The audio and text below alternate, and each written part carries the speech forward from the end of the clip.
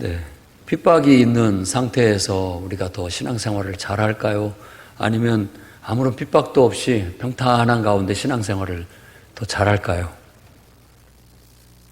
여러분, 어느 쪽을 택하는 것은 잘못된 대답입니다. 둘 다 잘할 수 있습니다. 아멘? 둘 다 잘할 수 있습니다. 핍박이 있으면 있는 대로 잘하고 없으면 없는 대로 잘할 수 있습니다.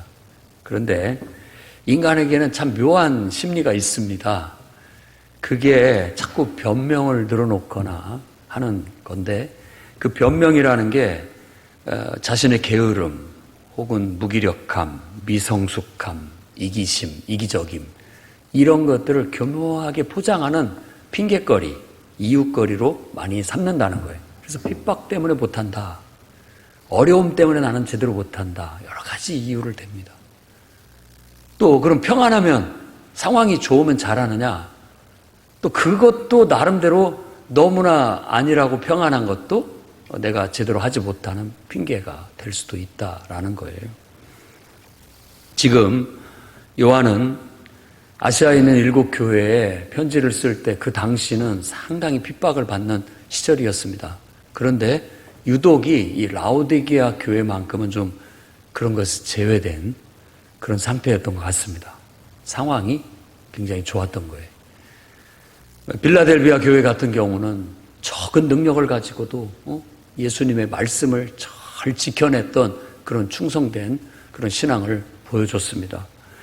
또 여러 교회들에도 또 핍박이 있었음에도 불구하고, 많은 사탄의 역사나 유혹 이런 것들이 있었음에도 불구하고 그런 것들을 이겨내고 또 가려내고 그 유혹에 넘어가지 않고 믿음을 잘 지켰던 경우들도 있었습니다. 근데 이제 오늘 라오디게아 교회에 주신 주님의 말씀은 책망으로 일관합니다. 네가 차든지 뜨겁든지 하기를 원한다 라고 말하시는 말씀이 핵심입니다. 빌라델비아 교회는 적은 능력으로도 내 말을 지켰다라는 것이 핵심적인 말씀이었다면, 오늘 라오디게아 교회 7번째 교회에게 주신 주님의 말씀은 네가 차든지 뜨겁든지 하기를 원한다 라는 그런 말씀이었습니다. 사실 그 말을 하시는 분은 아멘이시요, 충성된 증인이시요, 하나님의 창조의 근본 되신 분이라고 말씀하십니다. 모범을 보이신 우리 주님은 우리에게 열심을 내라, 회개하라 라고 요구하십니다. 사랑하는 자를 내가 책망한다 라고 말씀하십니다. 오늘 라오디게아 교회에 주신 말씀을 통해서 다음과 같은 교훈을 여러분과 함께 나누고자 합니다. 첫째는 모범을 보이신 예수님을 닮아가시기 바랍니다. 14절에 아멘이시요, 충성되고 참된 증인이시요, 하나님의 창조의 근본이신 이가 말한다고 했는데, 항상 어떤 분이 말하느냐에 따라서 그 교회가 어떤 상황에 있는지에 대한 설명이 됩니다.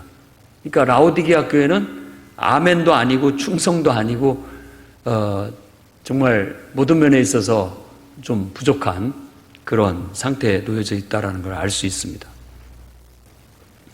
아멘이라는 말은 원래 그 뜻이 진실한, 확실한, 견고한이라고 하는 아만이라는 단어에서 온 겁니다.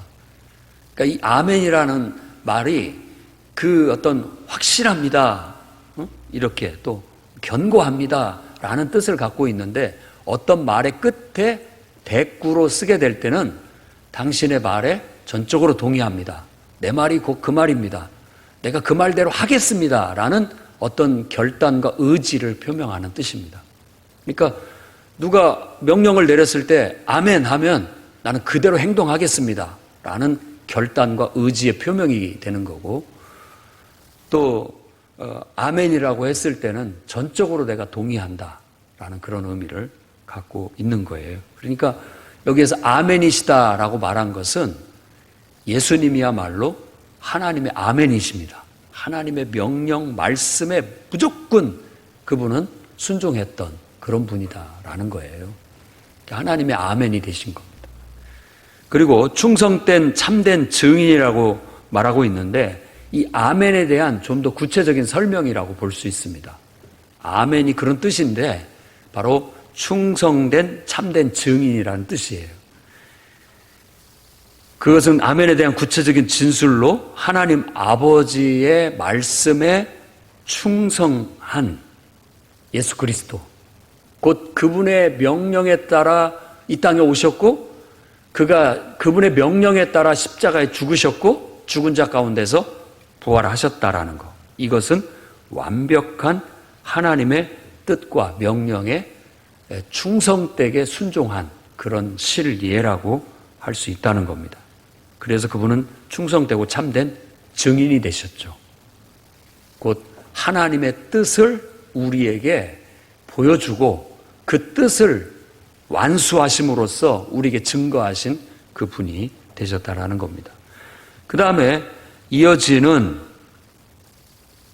창조의 근본이시라고 하는 표현은 바로 충성된 증인을 좀 더 구체적으로 더 본질적으로 얘기한 거라고 볼 수 있습니다. 창조의 근본, 이 근본이라는 게 아르케라고 하는 헬라어인데 시작이라는 거예요. 태초에 하나님이 계시니라고 하고 하는 이 태초라는 말도 시작, 근원, 아르케라고 하는 단어가 쓰여져 있습니다. 그 말은 예수 그리스도는 하나님의 근본, 곧 하나님의 시작, 근원이라는 그런 의미를 갖고 있는데 이 말은 곧 하나님의 창조는 하나님의 뜻을 완벽하게 성취하는 것이다 라는 의미를 갖고 있습니다. 그러니까 창조의 근원이라는 것은, 근본 원리라는 것은 이런 뜻이에요. 하나님이 말씀으로 세상을 창조했는데 그 말씀이 완벽하게 눈앞에 실제가 돼서 나타나는 그런 것을 바로 예수 그리스도의 정신이라고 할 수 있는 거예요. 그래서 예수 그리스도는 하나님과 완전한 하나됨이고 예수 그리스도는 하나님의 뜻과 하나님의 역사를 완벽하게 실제로 완수해내신 그런 분이라는 의미에서 바로 그는 창조의 근본이시라고 할 수 있습니다. 이 말을 아멘이시오, 충성된 참된 증인이시오, 창조의 근원이시라는 말을 한마디로 얘기한다면 모든 인간의 모범이시다. 그런 뜻입니다. 모범이 된다는 거예요. 그래서 우리는 예수를 닮아가야 된다는 거예요. 우리도 예수님처럼 하나님의 뜻과 하나님의 말씀, 하나님의 명령에 그대로 순종해서 그 뜻, 그 말씀, 그 명령을 그대로 행동으로 옮겨내야 되는, 그래서 뭔가를 실행해내야 되는 그런 존재로 하나님이 우리를 창조하셨다라는 거예요. 그러니까 우리는 예수님을 따라 우리도 하나님의 말씀하십시오. 내가 그대로 이행하겠습니다. 말씀하십시오. 어떤 역경, 어려움이 있어도 내가 그 말씀 그대로 이루어내겠습니다. 라는 게 아멘이요 충성된 증인이라는 거고 그것이 곧 창조의 근본이라는 말입니다. 우리는 그렇게 지음받은 존재예요. 예수 그리스도는 완벽하게 그것을 보여주신 분이고 우리는 불완전하지만 예수님처럼 하나님의 명령, 하나님의 뜻, 그것을 내 삶을 통해서, 내 인격을 통해서 완수해내고 실행해내고 이루어내는 그런 삶을 살아가야 된다라는 그런 뜻입니다. 그러니 오늘 여러분들을 한번 돌아보십시오. 나는 나를 이 땅에 창조해서 보내신 그 하나님의 뜻, 명령을 잘 지키고 있는가? 그분이 내게 주신 명령, 내게 맡겨주신 사명을 내가 잘 완수하고 있는가? 여러분 몸, 여러분에게 주어진 시간, 여러분에게 주어진 인생, 그러니까 함부로 살 수 없습니다. 왜냐하면 하나님께서 내게 맡겨주신 거니까. 내게 주어진 시간을 선용해서 그걸 이용해서 하나님의 뜻을 이루어내는 게 내가 존재하는 목적이니까. 그것이 곧 하나님의 명령인데 그걸 내가 완성할 때 나는 하나님의 아멘이 되는 거고 충성된 증인이 될 수 있는 겁니다. 지금까지 여러분이 어떻게 살아오고 왔는지 한번 돌아보시고 과거보다도 지금 여러분은 어떻게 살고 있는지를 돌아보시기 바랍니다. 왕년에는 내가 잘 나갔었는데 그래도 잘했는데 지금 내 모습은 어떤가? 내가 너무 무기력해져 있지는 않은가? 내가 너무 게으르고 나태해져 있지는 않은가? 내가 너무 실행하지를 못하고 있지는 않은가? 실천하지 못하고 있지는 않은가? 뭐 때문에? 왜 못하고 있는가? 왜 못하고 있는가? 라오디게아 교회는 사실 신앙적으로 하는 일에 있어서 열정이 없는 사람, 매사에 미온적인 사람, 대명사가 됐어요. 왜냐하면 너가 뜨겁든지 차갑든지 해라. 어째 뜨겁지도 않고 차갑지도 않단 말이냐 라는 그런 말은 미온적인 신앙을 말하는 것이죠. 우리가 예수 그리스도를 온전히 닮아가지 못하게 되면 우리가 하나님의 말씀을 내 안에 품고 그 말씀대로 실천해내고 하나님의 사명을 내가 받아서 그 사명을 실천해 나가는 데 있어서 노력하지 않는다면, 충성하지 않는다면 우리 인생도 이거 열정이 없는 인생, 의미 없는 인생, 가치 없는 인생이 돼버리고 말 겁니다. 그래서 의미 없고 가치 없게 살아가고 있는 수많은 영혼들을 우리가 복음으로 깨워가지고 와봐라. 예수 안에서 네 인생을 한번 돌아봐라. 왜 하나님이 너를 창조하셨는지, 네가 살아가는 이유와 존재 가치가 무엇인지를 하나님 앞에서, 예수 그리스도 앞에서 회개하고 깨닫고 사명의 삶을 살아라. 거듭난 삶을 살아라. 라고 우리가 복음을 전하는 겁니다. 여러분들은 그 부름을 받고 주님 앞에 돌아왔고 이제 거듭났다라고 얘기하고 있는데, 정말 거듭났다면 이제 나는 나를 위해서 살지 않고 사나 죽으나 나를 창조하시고 나를 이 땅에 보내신 하나님을 위해서 산다고 고백하시고 그 하나님의 뜻을 이루는 아멘이 되시고 그 하나님의 역사를 이루는 충성된 증인이 되시고 나아가셔야 될 겁니다. 그래서 내가 존재하는 가치와 이유를 증거해야 돼요. 보여주셔야 된다는 거예요. 내가 이 땅에 태어난 이유, 내가 지금도 이 험한 세상에서 힘들지만 살아가야 할 이유, 증거로 보여주시라는 거예요. 여러분, 하나님의 아멘이 되고 충성된 증인이 되십시오. 그것은 바로 예수님이 그렇게 사셨고 우리도 이제 그분을 믿는 믿음 안에서 그분처럼 그렇게 살아가셔야 됩니다. 그게 우리 신앙의 길이고 생명의 길이고 주님의 제자된 성도의 길입니다. 그러니 예수님을 닮아 늘 하나님 말씀에 아멘이 되시고 충성되고 참된 증인이 되셔서 정말 인간의 참된 모습을 추구해 나가시기를 주의 이름으로 축원합니다. 두 번째로는 부지런하여 열심을 품고 주님을 섬기시기 바랍니다. 15절에 네가 차지도 않고 더웁지도 않다라고 주님은 책망하십니다. 사실 라오디게아는 이제 그 터키 이 에베소부터 해갖고 쭉 올라갔다가 쭉 내려왔다고 했죠.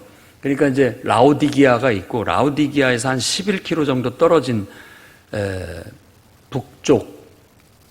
동북쪽으로는 히에라볼리라고 하는 그런 온천이 나는 곳이 있습니다. 그래서 라오디게아에서 이렇게 보면 멀리서 하얀 동산이 보여요. 온천수가 나와가지고 마치 이렇게 무슨 다랑이 밭처럼 이렇게 층층을 이루어가지고 그 물이 흐르면서 석회석이 침전이 돼가지고 하얗게 보여요. 멀리서 봐도 하얗게 보입니다. 이제 성지순례를 가면 거기에 가서 온천에 물을 담글 수 있게 해줍니다. 바위 산으로 이렇게 되어져 있는데 거기서 온천이 흘러서 아주 뜨겁습니다.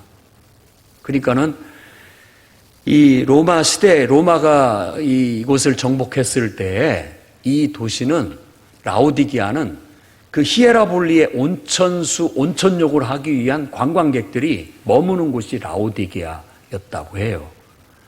라오디게아에서 숙소를 잡고 거기서 먹고 자고 하면서 온천에 와서 치유나 또 회복, 휴양을 목적으로 와서 그 뜨뜻한 물에 가서 담그는 거예요. 그런데 이 물이 이렇게 층층으로 내려 흘러가다 보면 저 밑에 부분에 가면 미지근해집니다. 여러분들도 목욕탕이나 찜질방 가보면 아셨지만 미지근한 물은 이것도 아니고 저것도 아니고 별 효용가치가 없죠. 온천수는 좀 뜨끈해가지고 땀이 쭉 나도록 그렇게 해야 몸에 노폐물도 빠지고 건강해질 수 있는 그런 효과가 있는 것이죠. 괜히 뭐 찜질을 하는 게 아니니까. 그러니까 이 온천수의 뜨거움을 잃어버리면 효용 값어치가 떨어져요. 효용 가치가. 또 그보다 조금 더 가면은 골로새가 있습니다. 바울이 골로새서를 썼기 때문에 우리는 골로새서는 익숙하죠. 그 에바브로 디도에 의해서 그 목회하게 했던 그 골로새. 그 골로새는 골짜기 아주 시원한 얼음 같은 물이 유명합니다. 거기는 또 얼음 같은 물. 그러니까 정말 우리가 덥거나 갈증이 날 때 시원한 물을 마시면 아주 청량감이 느껴지고 좋죠. 근데 미지근하면 그것도 별 느낌이 없고 별 맛이 없잖아요. 그것도 값어치가 떨어집니다. 그래서 지금 여기에서 주님이 네가 차지도 않고 덥지도 않다라는 건 그곳에 휴양하러 온 사람이 느끼는 거예요. 시원하려면 아주 시원해서 청량감을 느껴야 되고 뜨뜻한 건 아주 뜨끈해가지고 어떤 땀이 훅 나면서 뭔가 치료에 효과가 있는 그러기를 바라는데 미지근한 상태는 이건 효용가치가 없다라는 그런 의미를 갖게 된다라는 겁니다. 그래서 이런 미지근한 것이 별 가치가 없듯이 라오디기아 교회가 신앙적으로 이것도 아니고 저것도 아닌 별로 효용가치가 없는 실질적인 결과물이 없는 그런 영적인 상태에 놓여져 있음을 이 말씀에 비유하여 예수님은 그걸 책망하셔서 그들을 깨우치고자 하셨던 것입니다. 모리스라는 분이 그렇게 말했습니다. 성령에 의해서 뜨거워지기 전에 기독교 신앙을 고백하는 것은 재난일 수 있다. 싸늘한 무관심보다 차라리 노골적인 반항이 더 오히려 희망이 있다 라고 그랬어요. 교회는 다니는데 이건 정말 기도도 안 하고 헌금도 안 하고 봉사도 안 하고 어떤 희생도 안 하고 하는 것은 오히려 더 나쁘다라고 지금 말하고 있는 거예요. 안 믿는 것보다 더 나쁘다고. 오히려 더 무가치하고 효용가치가 없다라고 그렇게 얘기를 하는 겁니다. 우리 주님이 보셨을 때에도 이걸 어떻게 해야 되느냐 도대체. 이걸 내버려 둘 수도 없고 이건 내버려 둘 수가 없다 이거죠. 제대로 해라.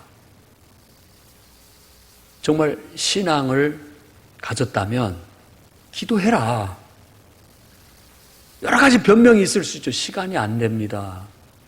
뭐 직장 생활하고 가정 돌보고 자녀 돌보느라 시간 낼 수가 없습니다. 여러 변명이 있지만 그래도 해라. 주님은 그래도 해라. 할 수 없다고 느낄 때 그래도 자기를 쳐서 복종시켜서 할 때 거기에서 뭔가가 나타나는데 역사가 일어나고 기적이 일어나고 그 속에서 믿음이라는 게 그야말로 불로 연단한 어떤 믿음이 나오는 것인데 그런 수고도 그런 노력도 그런 희생도 하지 않으려는 신앙의 태도를 이 미온적인 뜨뜻미지근한 그런 물로 비유해서 말하고 있는 거예요. 전도해라. 전도는 목사님이나 하는 거죠. 전도사들이나. 저 같은 사람이 무슨 전도입니까? 아니다는 거예요. 왜 그 미직지근한 신앙을 갖고 있느냐 이거예요. 내가 예수를 믿고 내 안에 예수님이 계신데 내가 예수님을 체험했고 예수 그리스도를 통해서 구원의 기쁨을 맛봤는데 왜 전도를 못하느냐. 내가 아는 대로 예수님을 전하면 되는데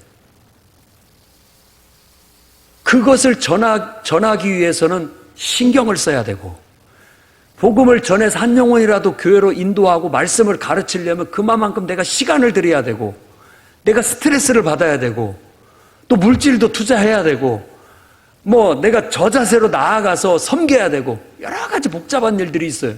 그러니까 아예 하지 않으려고 하는 그런 태도를 갖게 된 때, 우리가 정말 미온적인 신앙이라고밖에 할 수 없다는 거예요. 왜 못합니까? 할 수 있는데.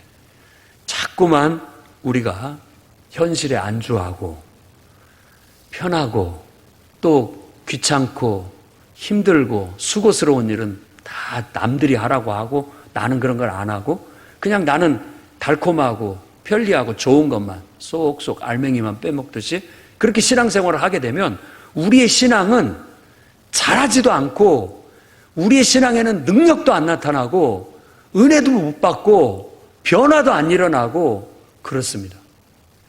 그러니까 이 뜨뜻미지근한 신앙은 사실 자기한테 좋은 것 같지만 좋은 게 아니에요.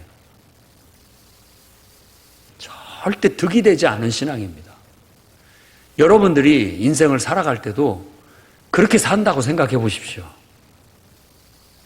그냥 귀찮은 건 쉽게 포기해버리고 안 하려고 하고 편안한 것만 자꾸 찾아다니고 적당히 대충 하려고 해보십시오. 인생이 뭐가 되겠습니까? 뭐가 남겠냐고요. 날밤 새가면서 시험 공부하면서 막 허벅지를 찔러가면서 졸아가면서 공부하고 하나라도 더 외워서 조금이라도 더 하려고 하는 몸부림, 그것 때문에 엉덩이에 종기가 나고 그것 때문에 잠을 못 자서 눈은 충혈되고 건강이 좀 손상이 온다 할지라도 그렇게 뭔가를 목표를 정해놓고 달성하려고 하는 몸부림과 노력을 할 때 인생이 가치가 있고 의미가 있어지고 뭔가를 성취하는 기쁨도 맛보고 살아있다는 느낌도 받는 것이지, 이래서 못하고 저래서 못하고 힘들어서 못하고 뭐 어려워서 못하고 이래가지고는 남는 게 하나 없다는 거예요. 그래서 주님은 안타까운 마음에 내가 사랑하는 자를 징계한다. 내가 사랑하기 때문에 내가 책망한다 라고 말하는 거예요. 너 그렇게 살아봤자 네 인생이 뭐가 되겠느냐. 사랑하기 때문에, 내가 자식을 사랑하기 때문에 혼내고 책망하고 너 그렇게 살아갖고는 안 된다. 너 인생이 뭐가 되겠느냐.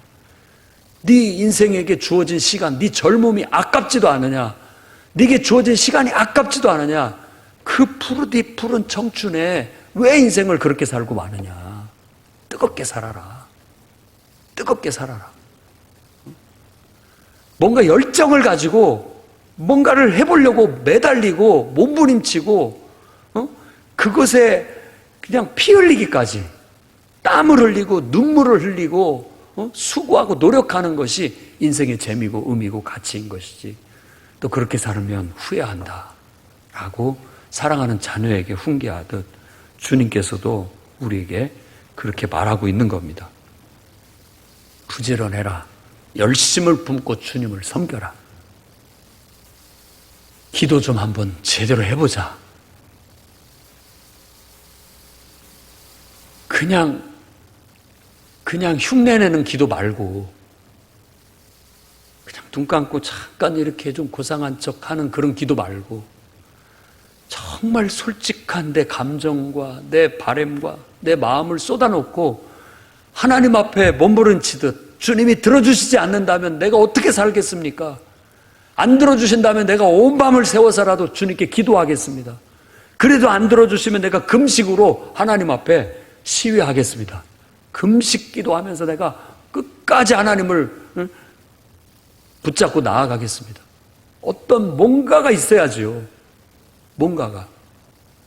작정 기도도 하고 밤을 새워서도 기도해 볼 줄도 알고 금식하면서 기도할 줄도 알고, 그래도 안 된다면 그건 하나님의 뜻이라고 맡기겠지만 그렇게 하는 열정, 이런 열정이 우리 안에 깨어나야 된다라는 거예요. 주님은 부지런하게 열심을 품고 주를 섬기라고 우리에게 요구하고 있습니다. 19절에 무릇 내가 사랑하는 자를 책망하여 징계하노니 그러므로 네가 열심을 내라. 회개해라. 좀 반성해라. 열심을 좀 내라 라고 얘기하고 있어요. 우리의 신앙생활의 소극적인 태도 한번 돌아봅시다. 내가 지금 너무나 아니라고 편리하게만 사는 것에 집중하고 있지는 않은지, 조금 힘든 정도가 좋습니다. 좀 힘들어야 발전이 있다라는 얘기예요. 특히 우리는 예배드리러 가기 싫을 때 가야 됩니다. 그 나를 이기는 영적 싸움인 것이죠. 기도하기 싫을 때 나를 쳐서 가서 기도 자리에 나를 앉혀놔야 거기서 뭔가가 깨지면서, 뭔가가 벗겨지면서 내 믿음이 연단되어지고 자라고 깨어나고 발전하고, 그것이 그만큼 하나님의 은혜와 축복을 끌어당기는 능력이 됩니다. 그런 걸 보면 시원함을 느껴요. 시원함을 느끼고, 그런 성도들을 볼 때도 보는 사람들도 희열을 느낍니다. 마치 시원한 냉수를 마신 것처럼 시원하고, 뜨거운 탕에 들어가서 탁 몸을 지질 때 같은 그런 시원함을 느끼는 거예요. 좀 그런 맛이 있어야죠. 우리 앞에 어려운 일이 닥칠 때, 특히 장애물이 주어질 때, 그때가 바로 내 믿음이 성장할 때입니다. 우리 주님은 불로 연단한 금을 사서 부유함을 가지라고 얘기하고 있는데, 그게 바로 연단한 금이라는 게 바로 우리 신앙생활을 말하는 거예요. 연단받아야 돼요.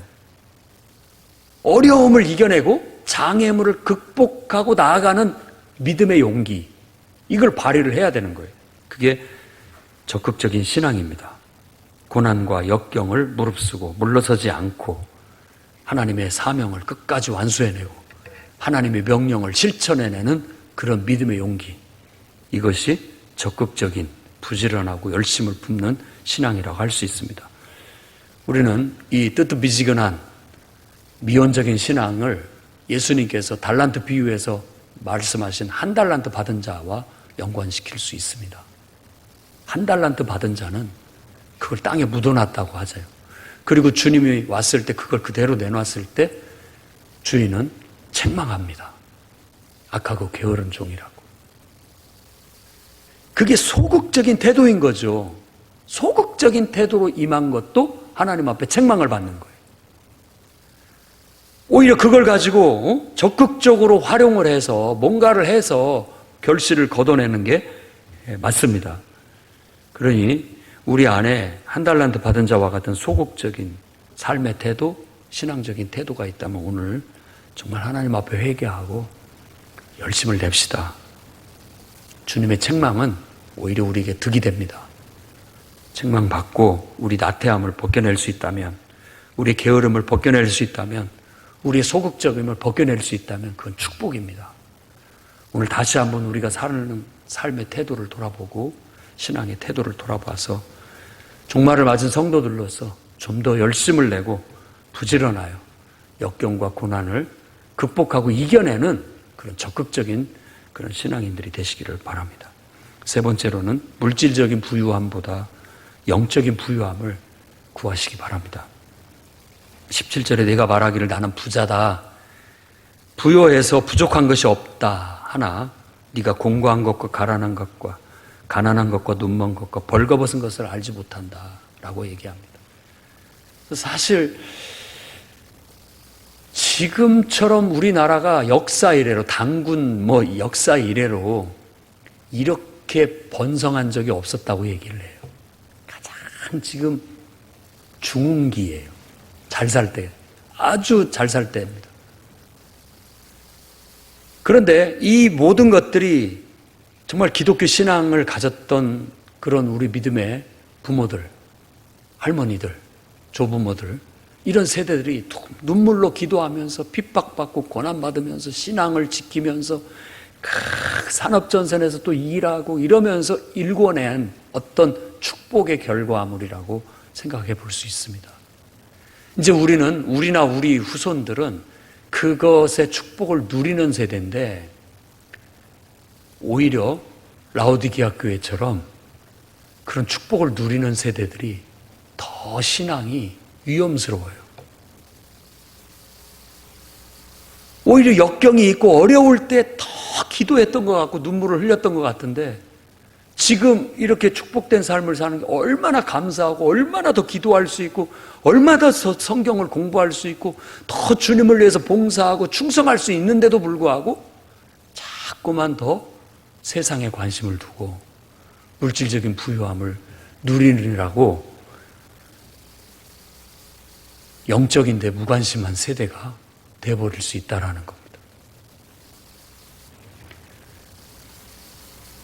오히려 핍박도 없고 그런 어떤 상업적인 도시로서 여러 가지 면에 있어서 부유함을 누렸던 라오디게아 교회의 성도들은 기도의 필요성을 못 느끼고 살았어요. 왜? 다 잘 되니까.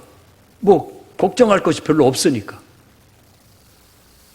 주님의 어떤 천국에 대한 갈급함도 없고 교회에 대한 헌신과 봉사도 없고 정말 복음을 전해서 한 영혼이라도 구원받게 하려는 그런 구령의 열정도 없었던 거예요. 그러니까 실제로는 나는 우리는 다 하나님이 축복받아서 잘 먹고 잘 살고 있습니다, 감사합니다 라고 말하지만 실제 그들의 영혼은 울부짖고 있다는 거예요. 목말라 있고 갈급해 있고 오히려 가련한 그런 상태에 놓여져 있어서 정말 그 어떤 영적인 궁핍함 속에 허덕이고 있는 그런 모습으로 성경은 말하고 있습니다. 우리가 물질적인 축복을 누리면서도 항상 이 모든 것들 속에 우리 의식을 깨워야 되겠습니다. 이렇게 내가 은혜를 받고 축복을 받았으니 더 하나님 앞에 충성하자, 이런 마음으로 자꾸 내게 복을 주신 것은 더 봉사하라고, 더 기도하고, 더 전도하라고, 더 헌신하라고 주신 것이다라고 믿고 자꾸만 그것을 이 물질적인 부유함을 영적인 부유함으로 돌려야 돼요. 그래서 불의의 제물로 친구를 사라. 그래야 마지막 때 그분이 하나님 앞에 갔을 때 그가 우리를 위한다 라는 그 비유의 말처럼 똑같습니다. 하나님이 주신 이 물질적인 부유함과 편리함과 축복됨을 악용하지 말고 나 자신의 이기적인과 나태함과 게으름의 빌미로 삼지 말고 오히려 그랬으니까 더욱더 주님 앞에 헌신하고 봉사하고 더 기도하고 더 전도하는데 그런 에너지를 돌릴 수 있는 은혜가 오늘 이 자리에 있는 우리 풍요로운 교회 성도들에게 있기를 바랍니다. 그러라고 하나님이 복을 주셨어요. 그러라고 하나님께서 이런 축복을 주신 겁니다. 만일 이것을 우리가 영적으로 승화시켜내지 못하게 된다면, 영적인 부요함으로 이끌지 못한다면 지금의 물질적인 부요함은 저주예요. 오히려 저주입니다. 절대 축복이 아니에요. 이것을 하나님 앞에 영적인 것으로 승화시켜 영적인 열매 맺는데 내가 헌신하지 않는다면 이 땅에 있는 이 모든 것들은 주님 앞에 갈 때 다 하나도 쓸모없는 썩어질 것들인데 주님 앞에 가서 벌거벗은 수치를 가지고 내가 너에게 그렇게 축복을 많이 해줬건만 너는 도대체 뭐 하다 왔느냐? 너를 통해서 한 영혼이라도 구원받은 사람이 있느냐? 한 영혼이라도 구원받게 하기 위해서 눈물로 기도해 본 적이 있느냐? 어려움과 핍박을 받아가면서 욕을 먹어가면서 전도한 적이 있느냐? 정말 내 가정을 못 돌볼 만큼 힘들고 어려워도 그래도 교회를 위해서 봉사하고 하나님의 말씀대로 살기 위해서 희생하고 노력한 적이 있느냐? 그런 것들이 영적인 열매들로서 하나님 앞에 우리를 부유하게 하는 거예요. 그러니까 여러분, 이 물질적인 부유함과 축복 속에서 영의 눈을 뜨십시오. 라오디게아에는 안약이 유명했다고 해요. 치유라는 게 온천에서의 치유뿐만 아니라 안약이 그래서 피부병이라든지 눈 질환 이런 것들을 치유하기 위해서 그 온천욕하고 그 안약 사서 바르고 했던 거예요. 그 말을 인용해서 우리야말로 영적인 눈을 치료해야 된다. 영적인 눈을 뜨고 봐라. 너의 영적인 상태가 어떤지. 영적으로 가난하다면 응? 빨리 고쳐라. 영적으로 열매가 없다면 열매를 맺어라 라고 주님이 말하고 있는 겁니다. 영혼의 양식을 취하십시오. 하나님 말씀과 기도로 나아가십시오. 믿음으로 사는 법을 배우고 실천하되 고난과 역경이 있어 그 고난과 역경을 통과하는, 십자가를 통과한 믿음의 삶을 살아가십시오. 기도하기를 쉬지 마시고 복음 전파와 영혼 구원하는 일에 적극적으로 동참하십시오. 교회를 섬기고 봉사하는 일에 참여하십시오. 지역사회를 섬기고 봉사하는 일에 여러분 봉사에 참여하십시오. 그래서 내 인생에 하나님이 주신 축복만큼 나 또한 영적인 선한 열매를 맺어낼 수 있는 그런 성도들이 되신다면 라오디게아 교회 같은 그런 책망은 받지 않을 겁니다. 여러분의 인생이 물질적인 축복 속에서도 영적으로도 가치 있고 의미 있는 그런 삶을 살아낼 수 있을 겁니다. 그래서 오히려 이 땅에서도 복을 받고 오는 세상에서도 하나님께 칭찬을 받고 영광을 얻는 그런 성도들이 되시기를 주의 이름으로 축원합니다. 기도하겠습니다. 거룩하신 주님,